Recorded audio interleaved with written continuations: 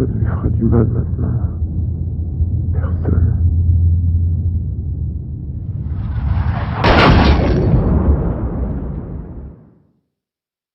Bonjour à vous qui nous suivez.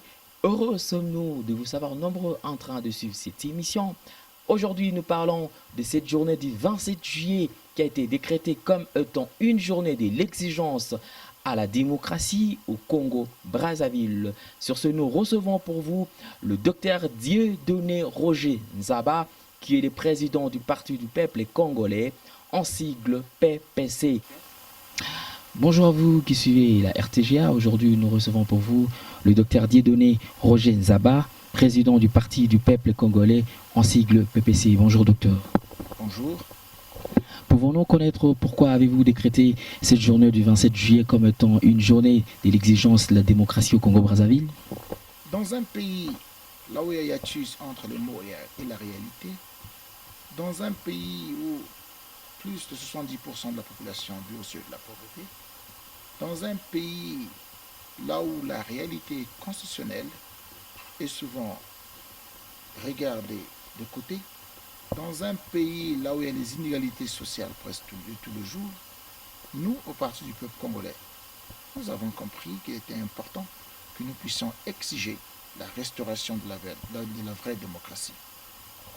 Est-ce qu'on peut connaître pourquoi vous annoncez que le vice-président de votre parti, M. Paul-Marie Paulet, ne prendra plus place aux activités du front du parti de l'opposition congolaise et de l'ARD?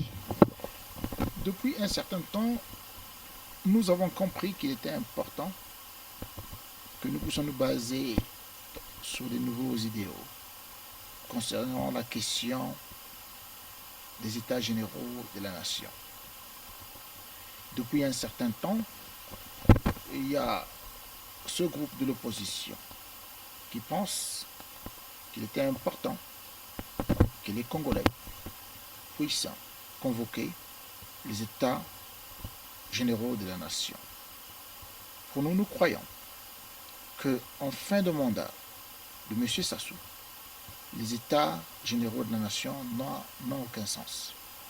Mais par contre, nous sommes pour la réorganisation de la dite opposition pour qu'elle soit une opposition forte qui représentera le peuple dans le dialogue afin de résoudre les problèmes, la crise multidimensionnelle dont le pays traverse.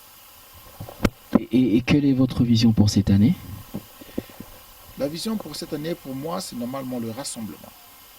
Nous nous sommes rendus compte que nous sommes devant une opposition d'abord très divisée. Une opposition divisée, c'est une opposition faible.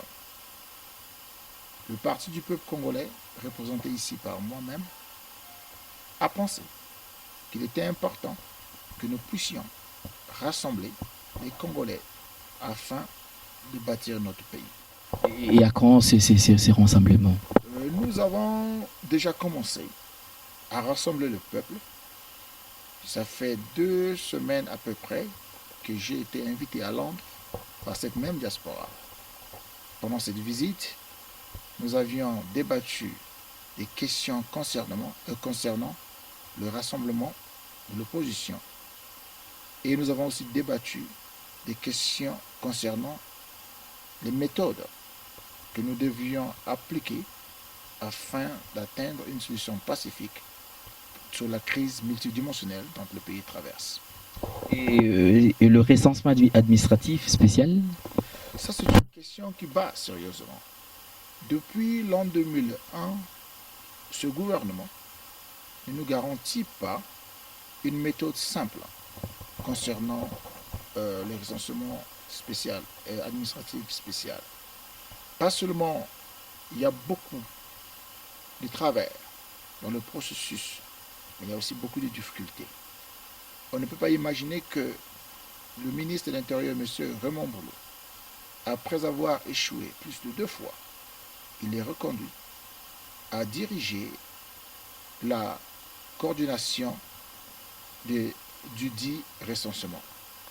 Et de ce fait, il serait important que le recensement soit octroyé à une agence ou aux Congolais, les indépendants, afin que cette facilité soit plus facile.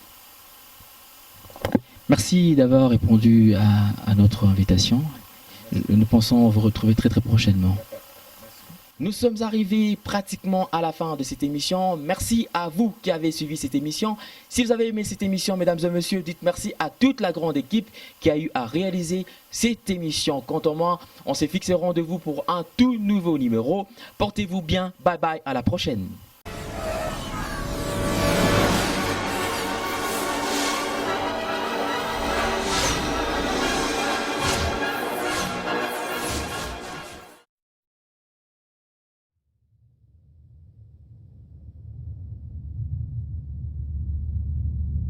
Mon enfant, mon bébé, enfin moi, personne ne me le prendra. Personne ne lui fera du mal maintenant.